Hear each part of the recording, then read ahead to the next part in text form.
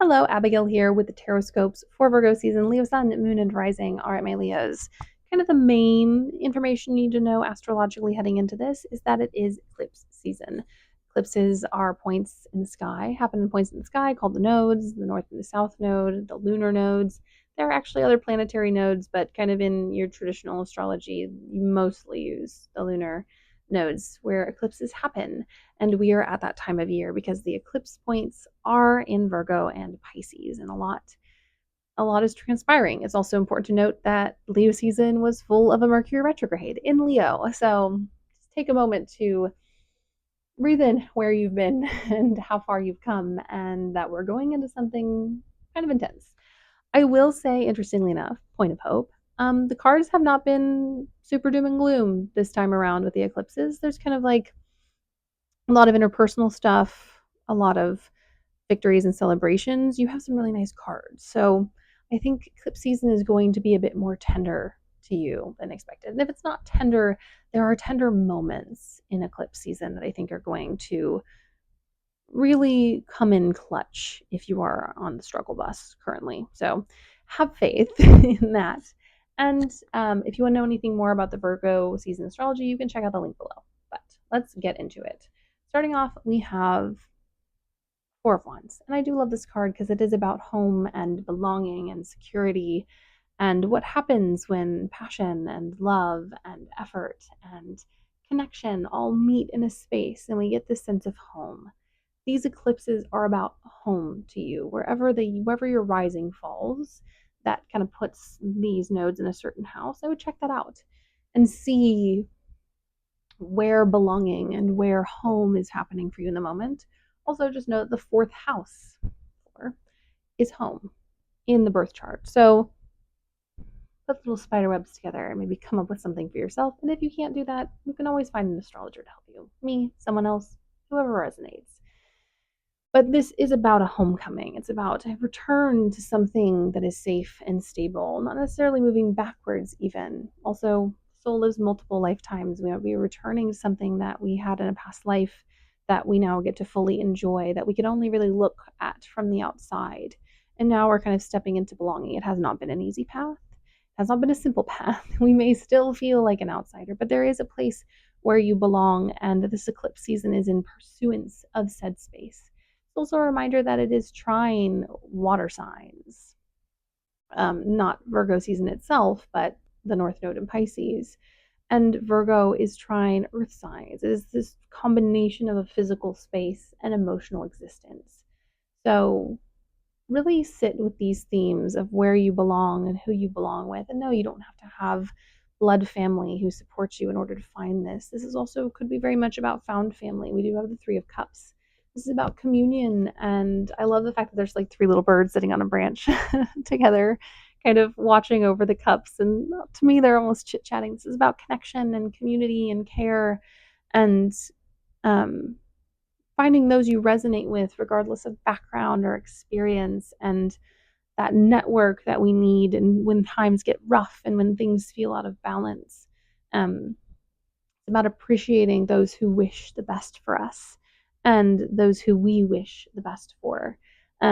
Just based on the cards, a lot of the season is about reciprocation and care and connection and finding a sense of stability in times that are just innately destabilizing. Also, like I've told everyone, 2025 is a really hard year to get your feet under you. Everyone's getting their breath knocked out of them with all the planetary shifts. On September 1st, Saturn goes back into Pisces. It's going to be conjunct that final eclipse. Opposing that final eclipse. Oops. There's just so much happening. So don't feel disheartened that you haven't quite found maybe this completely.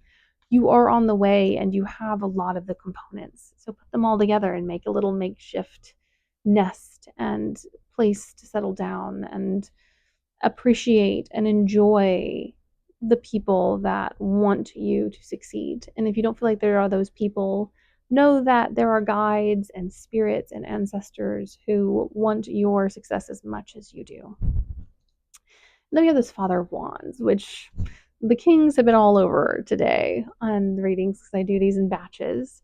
King of Wands, time to get back into your body. It's time to get back into embodying the power and the strength that is Leo. I know that retrograde was rough.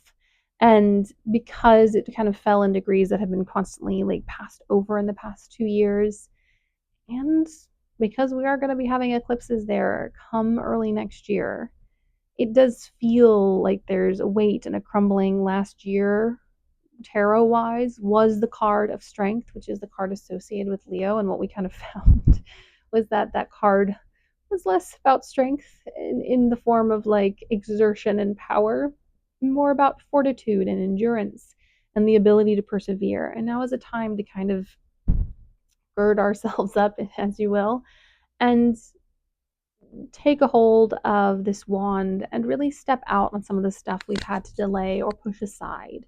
And yeah, the rest of 2025 is super unstable astrologically, but it is moving us towards a new age and a new era. And it's time for you to say, this is who I am in this moment, and this is who I deserve to be. And those who love me and who want to be in my energy will. And those who don't will pass away. Not as in dead, but as in from my life. And standing on that is going to create this sense of belonging and this sense of connection and care and home. So I encourage you to be you in all of your glory, in all of your exhaustion, in all of the weight of the universe, and to go claim what you deserve and to embrace who you are becoming and what you will be and what you have been, because all of those things are valid in whatever iteration you were, regardless of what you did. Same with past lives. We can do some pretty wretched things in other lifetimes and in this lifetime and still learn and grow and shift through those experiences, and also say we're sorry, and also apologize, and also still be right about things and still deserve to have space and care that never goes away. And then we do have this Ace of Cups, and then especially on the day I'm recording today, I'm getting a lot. Well, also Venus is entering into Leo. Hi. More things about relationships over those retrograde degrees. But this is about new starts and new beginnings. Maybe this is a new beginning within an existing situation where we have to restart a dynamic or a story that's kind of gotten away from us and lost its way. Maybe it's a completely new start. But this is the moment to refill your cup. In this eclipse season, it is about connecting to our power, to ourselves, but the external action, that's going to come Libra season, Scorpio season, Sagittarius season, probably Sagittarius season if we're honest. Which might seem like a ways away, but it'll be here fast enough. So Ace of Cups, know that new things are starting. Know that you can do a new thing. Also, something that I've been doing in my personal practice that a fellow friend, B, the Zine Witch, sent me was, and I wish I could remember the creator's name, but a creator was suggesting a head bath.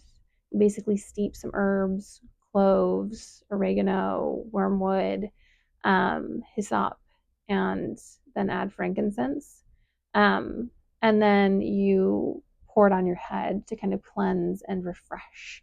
And I would encourage you to do something similar. And if you don't have those herbs, you can kind of just go into your cabinets and look up Herbal Association and look for what you want and steep those. I have like a little cloth bag. You can make your own. You can even strain it if you want after you're done, and then wait for it to cool. And then, pour it over your head and kind of baptize yourself, not in the Christian way, baptize yourself into a new phase, into new determination and new hope and new change. And even in past relationships and the relationships that you're currently struggling in, that you don't have to do those things anymore. As someone who has no contact with my parents, I don't believe in just cutting people off. You have to be pretty awful for me to do that. So this is a practice. If you need a new start in a relationship or a situation, you can even do it with another person as a way to kind of do it together. That specific recipe is for kind of clearing brain fog and getting clarity and kind of pulling back in your power. You can create your own with other herbs. If it's about relationships or about passion, you can throw in rose petals. I would just say, just be aware if you have hypersensitive skin or something that you might want to be a little careful with what you do. You might want to experience with maybe one or two. Cloves is always a great one to do for kind of just energetic magnitude and power. And then last but not least, and actually we're going to do another one because this card's really important. You do have the Six of Pentacles. There's shared feeling and reciprocation. If something's going wrong in a relationship, if you're really struggling with someone, and main caveat, they are pure of heart and are sorry for maybe things they have done, and you are sorry for things you have done, and it's not abuse, then this is the time to work through that. And these eclipses will tell you if this relationship or these relationships or these friendships or this job or these things are here to stay or go. Especially that 29 degrees Virgo eclipse can be ripping stuff right out of people's fingies. So hold it loosely. But there is connection and care and reciprocation, and that's what you deserve, and that's what everyone around you deserves. And last but not least, I don't know who needs to hear this, but I definitely did today. And I do have placements in Leo. We have the star. There's someone here.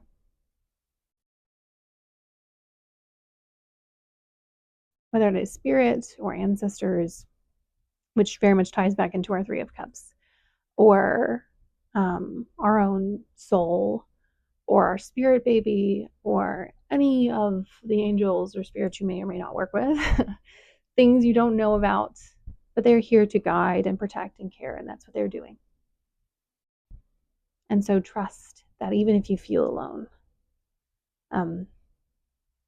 at a loss, and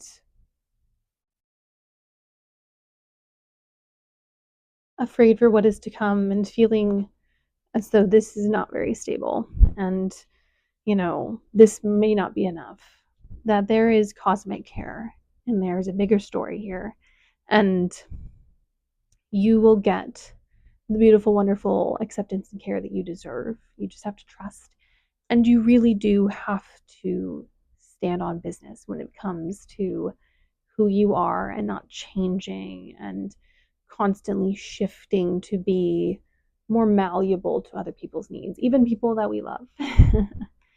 So, anyways, that is my reading for you. We are divinely guided and protected, Leo folks. I wish you a blessed eclipse season, a blessed Virgo season. If you have any questions, you can pop a comment below, you can DM me, but I will see you all in a different space and time. And blessed may you be, and blessed may your friends and your life, and put a little bit of protection on you all, because I think Leo placements need a little bit of a strengthening after kind of the rocky road we've our placements, and especially sun, moon, and rising, which I don't have gone through over the past 3 years. So I put a bit of protection on you, and please take care of yourself. And if you aren't spiritual, I encourage you to become so, to get a little bit of oomph and strength and security as you stand on business and as you embrace who you are, and step out on faith that who you are is enough and will bring in just the right people and situations and structures that you need in order to thrive. Anyways, my loves,